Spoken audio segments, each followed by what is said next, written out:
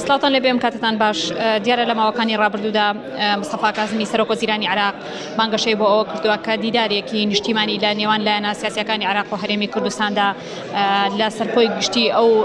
قەیران و گرفتانەی کە ئێستا لە هەرێمی کوردستاندا دەگوزارێت دیدارێکی نیشتیمانی ڕێک بخرێت لایەنە سیاسیەکان لە هەرێمی کوردستاندا و هاوکات حکوومەتی هەرێمی کوردستانیش بۆ چوونی جیاوازی لەسەر ئەو پرسە هەیە. من لەسەر ئەو پرسە و کۆمەڵی بابەتی دیکە گفتوگۆ دەکەم لەگەڵ میوانەکەم کاک عوسمان کاروانی کارگێڕی ئەنجومەنی جێبەجێکردن یەکگرتووی ئیسلامی کوردستانم لەگەڵایە. مامۆستا کاتت باش پێمان بڵێ بۆ چوونتان لەسەر ئەو بانگەشەی کە کازمی کردوەتی بۆ دیداری نیشتیمانی چییە؟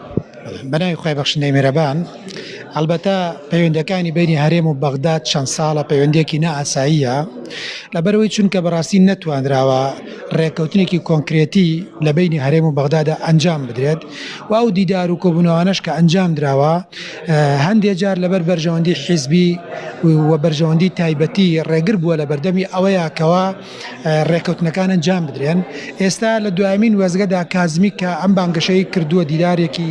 گفتوگۆیەکی نیشتیمانی باشترین ڕێگە بۆ ئەوەی کەوا کێشەکان چارەسەر بکرێت هەر گفتوگۆیە، ئەبێ بە گفتوگۆ چارەسەر بکرێت، بەڵام گفتوگۆ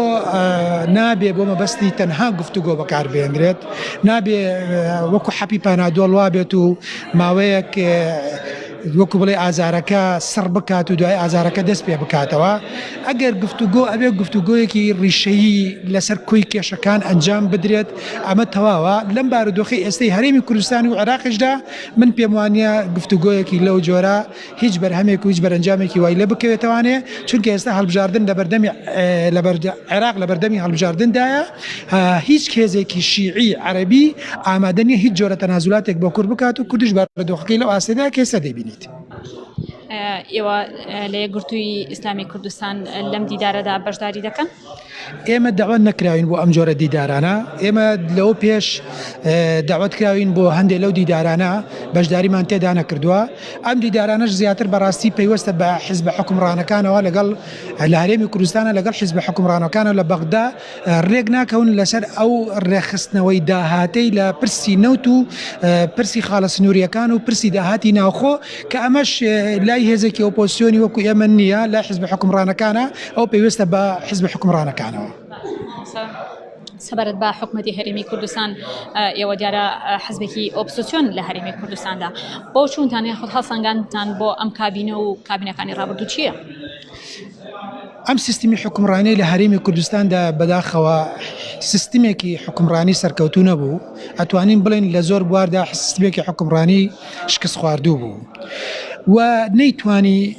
کۆمەڵە چاکسازی ئەنجام بدا، چاکسازی ڕیشەیی لە ڕووی ئابوووریەوە، لە ڕووی دروستکردنی بڕیاری سیاسیەوە، لە ڕووی ئیداریەوە،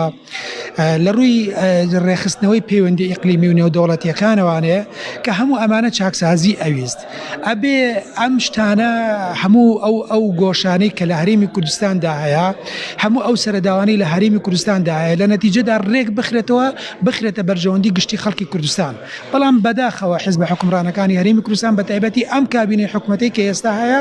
کابینەیەکی ناکارایە، نەیتوانی بەو شێوەیە کە پێویستە کە ئیدعایە کرد، ئیدعای چاکسازی ئەکرد، ئیدعای بەدادگایی گەیاندنی گەندەڵکارانی ئەکرد، بەڵام بەداخەوە هیچ گۆڕانێکمان نەبینی لە بارودۆخەکاندا و ئەو بارودۆخی کە ئێستا لە ئارادایە لە ئاستی داخوازیەکانی خەڵکی کوردستان نییە، دەستی کرد بە موچەبڕین و بارودۆخی نەخوازرا و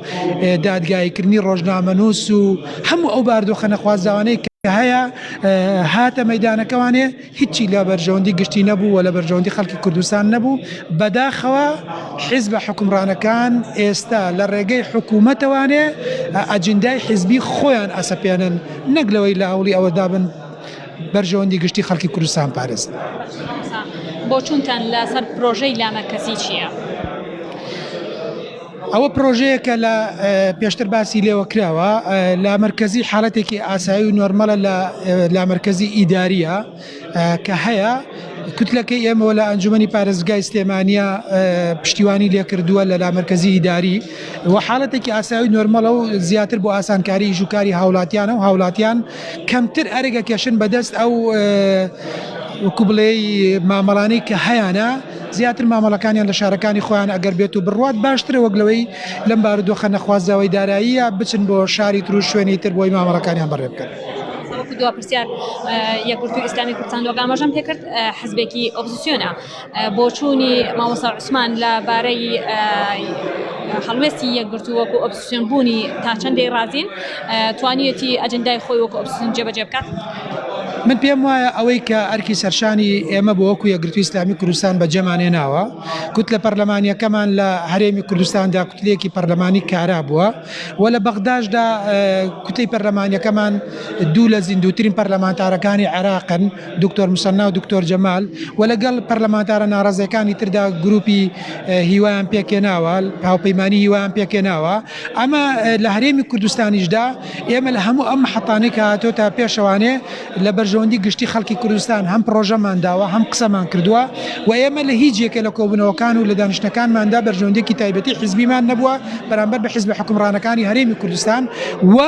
ئەوەی کە خەڵک متمانەی بە ئێمە داوە ئەبێ ئەوەش بزانین خەڵک متمانەی 5 کورسی بە ئێمە داوە هەر ئەبێ ئەوەندەش چاوەڕوانیمان لێ بکەن نابێت چاوەڕوانی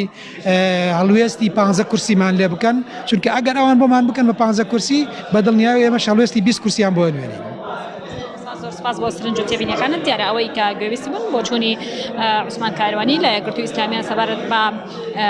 دیداری نیشتیمانی کە کازمی لە ماوەکانی ڕابردوودا بانگەشەی بۆی کردو هاوکات هەڵوێستی خۆیان لەبارەی ئۆپۆزیسیۆن بوونی یەکگرتوو لە حکوومەتی هەرێمی کوردستان ڕاگەیاند.